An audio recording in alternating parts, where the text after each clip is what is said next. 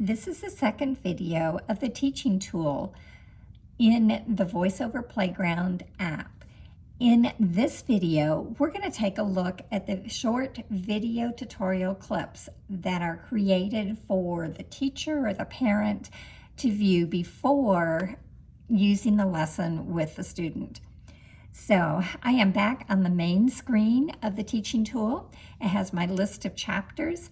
I'm just going to come down and select a different chapter so that you can get a better idea of some of the teaching tool lessons in this tutorial.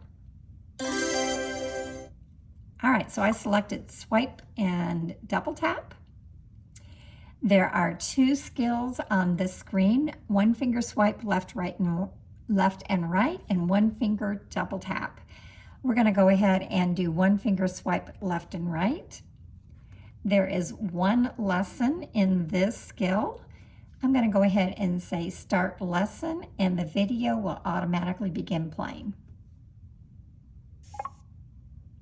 One finger left and right swiping tutorial video. In this lesson, the screen displays a rabbit standing on the rabbit hole. In a straight line to the right are 3 carrots. One finger swipe right and left will be used to move the rabbit to the next or previous space on the screen. Hover your hand over the iPad, then make a fist and extend an index finger. A swipe should be a very small movement. The finger should only move about an inch, and the hand should stay still. Swipe the index finger from left to right. A swipe should be a very quick movement.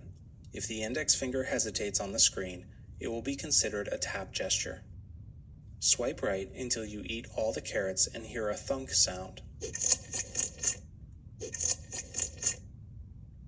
It looks like the rabbit ate all of the carrots. Swipe left to return home. Swipe the index finger across the screen from right to left until you return to the rabbit hole and hear a thunk sound effect.